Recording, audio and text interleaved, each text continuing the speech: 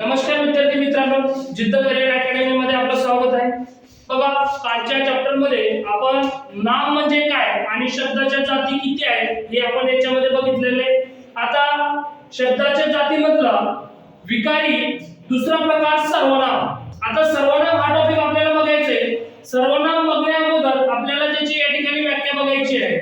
सर्वनाम कोणाला म्हणतात आणि सर्वनाम किती आहे बघा, आणि सर्वनामामध्ये कोणकोणते प्रकार येतात हे सुद्धा आपल्याला त्याच्यामध्ये बघायचं आहे। सर्वनाम बघा, नामाचा पूर्ण वापर किंवा पूर्ण उच्चार टाळण्यासाठी नामाऐवजी वापरण्यात येणाऱ्या विकारी शब्दाला आपण काय म्हणतो, सर्वनाम म्हणतो। म्हणजे तो नामा ठिकाणी येतो बघा, तो पळत आहे। आता याच्यापैकी सर्वनाम कोणतं आहे तर तोड। बघा, व्याख्या काय म्हणते आपल्याला सर्वनामाची, की सर्वनामाचा नामाचा पूर्ण वापर किंवा पूर्ण उच्चार टाळण्यासाठी नामाऐवजी येणाऱ्या विकारी शब्दाला काय म्हणतो आपण, सर्वनाम म्हणतोय। काय म्हणतोय तर सर्वनाम म्हणतोय। तर बघा, याच्यामध्ये सर्वनाम कोणतं आहे तर तोड। कोणतं आहे तोड, म्हणजे हा नामाऐवजी आलेला आहे, नामाच्या ठिकाणी नामाचा कार्य करण्यासाठी आलेला आहे। तर आपण सर्वनामाच्या ठिकाणी नाव टाकू शकतो, तो नामाबद्दल आहे। बघा, तो पळत आहे तर आपण तो ज्या ठिकाणी काय टाकू शकतो, नाव टाकू शकतो। तर धनंजय पळत आहे। बघा, सर्वनामाच्या ठिकाणी आपण या ठिकाणी नाव घेतलेलं आहे। तर सर्वनामाचा वापर कशासाठी केला जातो, की नामाचा पूर्ण वापर किंवा पूर्ण उच्चार टाळण्यासाठी नामाऐवजी, काय म्हटले मी, नामाऐवजी येणाऱ्या विकारी शब्दाला आपण काय म्हणतो तर सर्वनाम म्हणतोय। समजला सर्वनामाची व्याख्या काय आहे तर बघा, आपल्याला असा प्रश्न येतो की एकूण सर्वनाम किती, एकूण सर्वनाम किती। आता याची माहिती झाल्यानंतर दुसरा क्वेश्चन असा येऊ शकतो, लिंगानुसार बदलणारे सर्वनाम किती।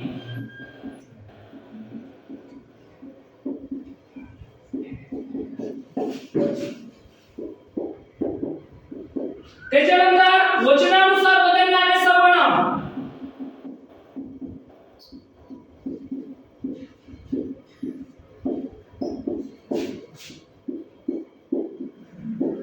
आणि त्याच्यानंतर तिसरा असा क्वेश्चन येऊ शकतो आपल्याला की लिंग व वचनानुसार बदलणारे सर्वनाम। या ठिकाणी असे क्वेश्चन येऊ शकतात, आपल्याला हे बघायचंय एकूण सर्वनाम किती, हे लिंगानुसार बदलणारे सर्वनाम किती, वचनानुसार बदलणारे सर्वनाम आणि लिंग आणि वचनानुसार बदलणारे सर्वनाम। हे आपल्याला बघितल्यानंतर आपण सर्वनामाचे मुख्य प्रकार बघणार आहोत। तर बघा, या ठिकाणी एकूण सर्वनाम किती आहेत तर 9। किती आहे 9। तर ते कोणकोणते सर्वनाम आहेत तर बघणार आहोत आपण, मी, तू, तो, हा, जो, कोण, काय, आपण आणि स्वतः।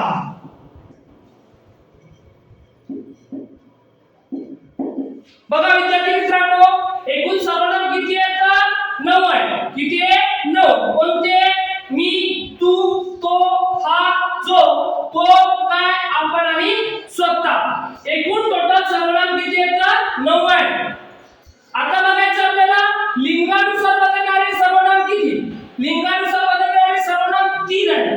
किती आहेत तर 3 आहे। कोणते, तो, हा, जो।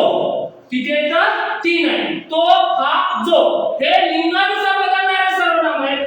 आता बघायचं आपल्याला वचनानुसार बदलणारे सर्वनाम किती। आता बघा, वचनानुसार सर्वनाम बदलणारे किती आहेत तर 5 आहे। किती आहे 5। कोणकोणते तर बघा, मी, तू, तो, हा आणि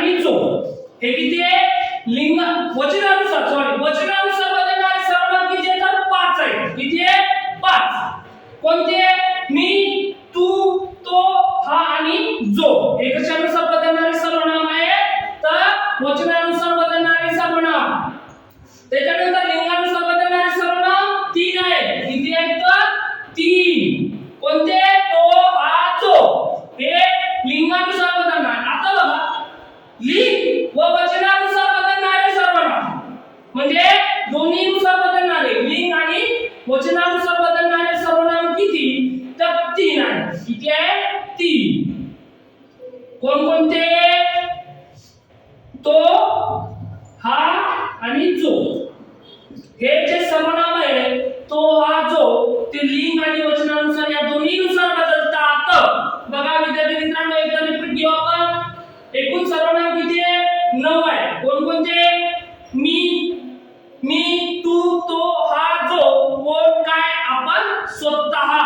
या ठिकाणी हे 9 सर्वनाम आहे. लिंगानुसार बदलणारे सर्वनाम किती आहेत? 3 आहे. किती आहे? 3. तो, हा, जो, हे सर्वनाम लिंगानुसार बदलतात. त्याच्यानंतर वचनानुसार बदलणारे 5. किती आहेत? 5 आहे. कोणकोणते? मी, तू, तो, हा, जो. हे कशानुसार बदलतात? वचनानुसार. आणि लिंग आणि वचनानुसार या दोन्हीनुसार बदलणारे सर्वनाम किती येतात? 3 आहे. किती आहे? 3. कोणकोणते? तो, हा, जो. हे लिंग आणि वचनानुसार बदलतात. आणि आपल्याला चौथं बघायचंय. पहिलं, दुसरं, तिसरं, चौथं आणि पाचवं आपल्याला बघायचं आहे. लिंग व वचनानुसार न बदलणारे सर्व. बघा या ठिकाणी आपण लिंगानुसार बदलणारे सर्वनाम बघितले, आपण वचनानुसार बदलणारे सर्वनाम बघितले आणि आपण लिंग आणि वचनानुसारही बदलणारे सर्वनाम बघितले. आता बघायचं आहे आपल्याला लिंग व वचनानुसार न बदलणार, म्हणजे त्याच्यामध्ये बदल होत नाही तसे सर्वनाम किती आहे? तर एकूण टोटली 4 आहे. किती आहेत? 4. कोण, काय, आपण आणि स्वतः. कोण, काय, आपण आणि स्वतः हे कसे आहेत? दोन्ही वचनानुसार बदलत नाही. तर बघा विद्यार्थी मित्रांनो, आपल्याला लिंग आणि वचनानुसार बदलणारे सर्वनाम या ठिकाणी बघितले 3 आहे. तो, हा, जो. आणि लिंग आणि वचनानुसार न बदलणारे सर्वनाम किती आहेत? 4 आहे. कोण, काय, आपण, स्वतः. बघा या ठिकाणी आपल्याला सर्वनाम सुद्धा भेटलेले आहे. आणि बघा आपल्याला आयोगाने असा प्रश्न विचारला की मराठी व्याकरणमध्ये 9 सर्वनामांचा या ठिकाणी समावेश कोणी केलेला आहे? तर कोणी केलेला आहे? मोरो केशव दामले. मोरो केशव दामले. या मोरो केशव दामलेने आपल्याला मराठी व्याकरणमध्ये 9 सर्वनामांचा या ठिकाणी समावेश केलेला आहे. या ठिकाणी 9 सर्वनामांचा समावेश कोणी केलेला आहे? तर मोरो केशव दामले. आणि आपले जे मराठी व्याकरणचे व्याकरणकार आहेत तर विष्णू शास्त्री चिपळूणकर.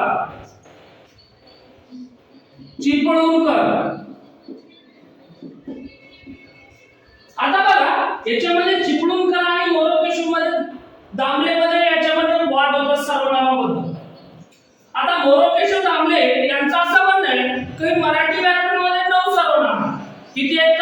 9. आणि आपले चिपळूणकर जे आहे यांचं असं म्हणणं होतं की मराठी व्याकरणमध्ये फक्त 8च सर्वनाम. किती आहेत? 8च सर्वनाम. हे जे सर्वनाम आहे पूर्ण मी, तू, तो, हा, जो, कोण, काय, आपण, स्वतः हे जे सर्वनाम आहे ते टोटली पूर्णच्या पूर्ण सर्वनाम कोणाचे आहेत? मोरो केशव दामले. मोरो केशव दामले असं म्हणत होते की 9चे 9 सर्वनाम मराठी व्याकरणमध्ये होते. पण चिपळूणकरांचं असं म्हणणं होतं की मी, तू, तो, हा, जो, कोण, काय आणि आपण फक्त 8च सर्वनाम हे मराठी व्याकरणमध्ये आहे.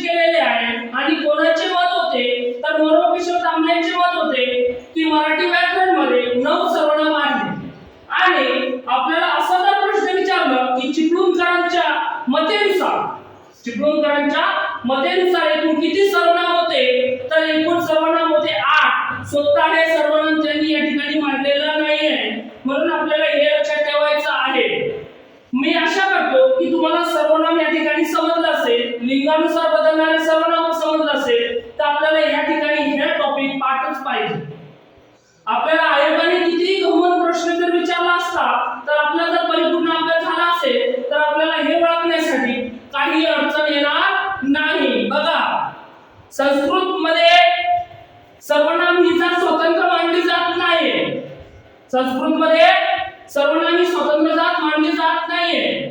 समजलं? आणि आता एक इम्पॉर्टंट असं टॉपिक बघायचं आपल्याला की सर्वनामामध्ये किती प्रकारचे विकार घडून येतात. बघा,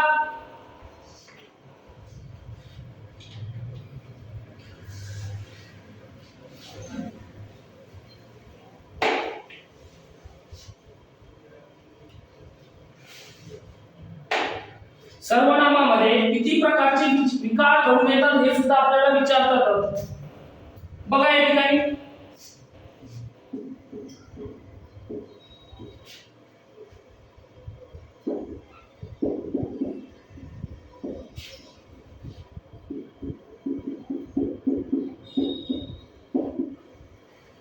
आपल्याला कशामध्ये बघायचं की सर्वनामामध्ये किती प्रकारचे विकार घडून येतात. बघा या ठिकाणी विकार म्हणजे बदल होणे. तुम्हाला मी मागच्या टॉपिक मध्ये सांगितलेलं आहे की विकार म्हणजे काय तर बदल होणे. समजलं? आणि अविकार म्हणजे न बदल होणे. तर बघा, विकार होणे म्हणजे बदल होणे. म्हणजे सर्वनामामध्ये किती प्रकारचे बदल घडून येतात हे आपल्याला याच्यामध्ये बघायचे. तर किती प्रकारचे बदल घडून येतात तर 4. किती प्रकारचे बदल घडून येतात तर 4. कशा कशामध्ये बदल घडून येतात सर्वनामामध्ये तर बघा, एक आहे लिंग, दुसरा वचन, तिसरा आहे विभक्ती आणि पुरुष. बघा, 4 प्रकारचे बदल घडून येतात त्याच्यामध्ये. लिंग, वचन, विभक्ती आणि पुरुष या 4 प्रकारचे काय करतात याच्यामध्ये विकार करतात. काय करतात? विकार करतात. तर आपल्याला लक्षात असलं पाहिजे की नामामध्ये मी तुम्हाला मागच्या टॉपिक मध्ये सांगितलेलं की नामामध्ये 3 प्रकारचे विकार घडून येतात. लिंग, वचन आणि विभक्ती. आणि सर्वनामामध्ये किती प्रकारचे बदल घडून येतात तर 4. किती प्रकारचे बदल घडून येतात? 4 प्रकारचे. कोणकोणते? लिंग, वचन, विभक्ती आणि पुरुष. याच्या प्रकारे याच्यामध्ये बदल घडून येतात. आता बघा, आपल्याला याच्यामध्ये सर्वनामाचे प्रकार बघायचे. काय बघायचे तर प्रकार. आणि आपण टॉपिक या ठिकाणी सुरू करूया. तुम्हाला समजलं असेल सर्वनाम किती, लिंगानुसार बदलणारे किती, वचनानुसार बदलणारे किती आणि दोन्ही वचनानुसार बदलणारे किती हे आपल्याला समजलं असेल तर आपण या ठिकाणी सर्वनामाचे या ठिकाणी प्रकार बघणार आहोत. तर सर्वनामाचे प्रकार किती. बघा विद्यार्थी मित्रांनो, मी कोणतेही टॉपिक शिकवत असताना आणि कोणतेही टॉपिक घेत असताना आपल्याला नेमकं काय शिकायचंय, आपल्याला नेमकं काय काय शिकायचंय हे पहिली मी सांगत असतो. आणि एक एक टॉपिक सेपरेट घेऊन त्याची पूर्णतः माहिती घेऊन मी पुढचा टॉपिक घेत असतो. आपल्याला पहिले बघायचंय की सर्वनामामध्ये आपल्याला कोणकोणते टॉपिक घ्यायचे. तर त्याचा पहिला प्रकार आहे पुरुषवाचक.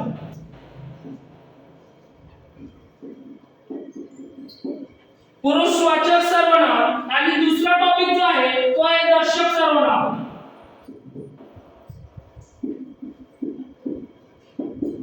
तिसरा जो प्रकार आहे त्याचा ते आहे संबंध सर्वनाम.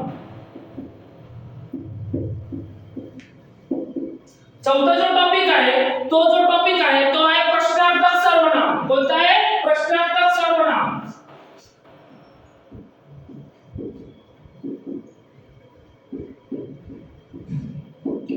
आणि पाचवं जे सर्वनाम आहे सामान्य किंवा अनिश्चित सर्वनाम.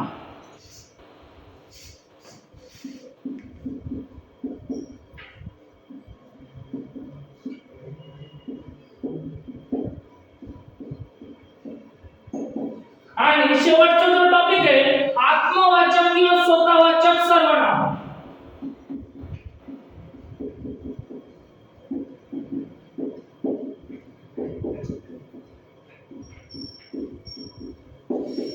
बघा या ठिकाणी विद्यार्थी मित्रांनो, आपल्याला पुरुषवाचकचे अजून 3 प्रकार पडतात. तर ते कोणते आहे? प्रथम पुरुष.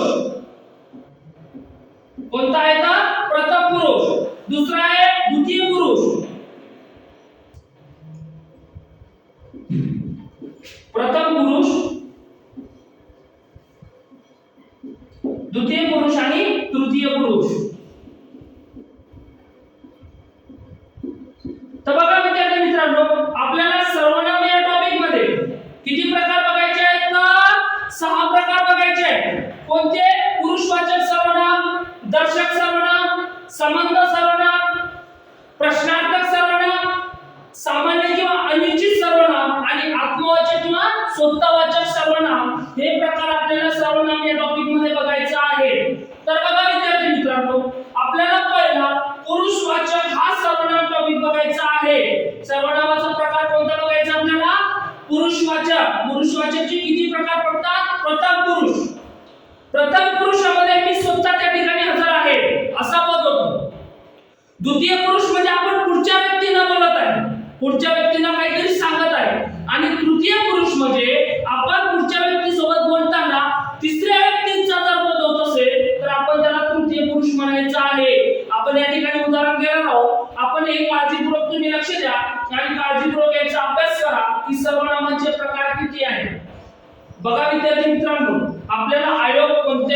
प्रकारचा या ठिकाणी प्रश्न विचारू शकतो. मित्रांनो, आपण या ठिकाणी सर्वनामाचे काय बघितले, प्रकार बघितले.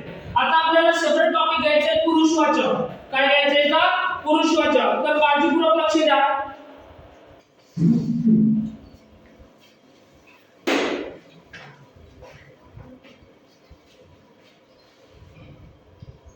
पुरुषवाचक हा सर्वनामाचा टॉपिक बघायचा आहे. पुरुषवाचक बघत असताना आपल्याला प्रथम पुरुष, द्वितीय पुरुष आणि तृतीय पुरुष. आता या ठिकाणी आपण पहिलं नाव लिहू, पुरुषवाचक सर्वनाम.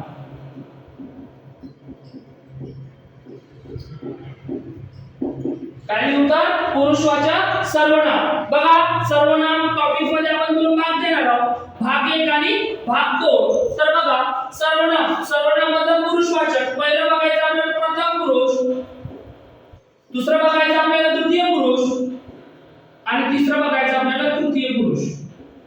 बघा या ठिकाणी आपल्याला उदाहरण घ्यायचे.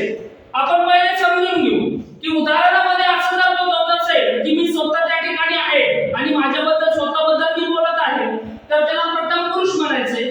आणि आपण जर दुसऱ्या व्यक्तीबद्दल दुसऱ्यासोबत बोलत असेल, दुसऱ्याला काही विनंती आग्रह करत असेल, तर त्याला द्वितीय पुरुष म्हणायचं. आणि आपण दोन व्यक्ती बोलत असताना तिसऱ्याबद्दल जर बोलत असेल, तिसऱ्या व्यक्तीचा जर बोल झाला असेल, तर त्याला तृतीय पुरुष असं म्हणायचं आहे. तर बघा पुरुषवाचक सर्वनाम. आता उदाहरणार्थ घेऊ आपण. आम्ही तुला मदत करू. आता बघा आपल्याला हा प्रथम पुरुष आहे की द्वितीय पुरुष आहे की तृतीय पुरुष आहे हे आपल्याला या ठिकाणी बघायचं आहे. तर बघा विद्यार्थी मित्रांनो, आम्ही तुला मदत करू. या ठिकाणी आम्ही म्हणजे मी या ठिकाणी स्वतः आलेलो. काय आलेले, स्वतः त्या ठिकाणी मी आहे म्हणजे काय झालंय, प्रथम पुरुष. याचा आन्सर काय आहे, प्रथम पुरुष. का की मी स्वतः त्या ठिकाणी आहे. आम्ही म्हणजे मी पण, आम्ही म्हणजे मी पण तुला मदत करणार आहे. आपण एखाद्या दुसऱ्या व्यक्तीला बोलत आहे पण स्वतःबद्दल बोलत आहे म्हणजे कशाला मध्ये झाला, प्रथम पुरुषामध्ये. आपण आत या, आपण आत या. बघा आपण आता स्वतःबद्दल बोलतोय का, तर नाही. आपण दुसऱ्या व्यक्तीला बोलतोय. काय बोलतोय, दुसऱ्या व्यक्तीला बोलतोय की आपण आत या. हे काय करतोय, आपण दुसऱ्या व्यक्तीला बोलतोय. तर इथे सर्वनाम कोणता होता, द्वितीय पुरुष सर्वनाम.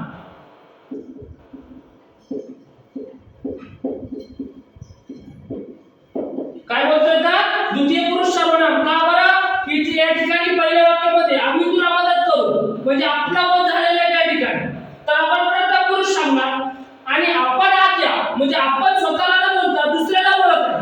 काय करत आहे, दुसऱ्याला बोलत आहे म्हणून त्याला काय म्हणू आपण, द्वितीय पुरुष. आपण सहलीला जाऊ.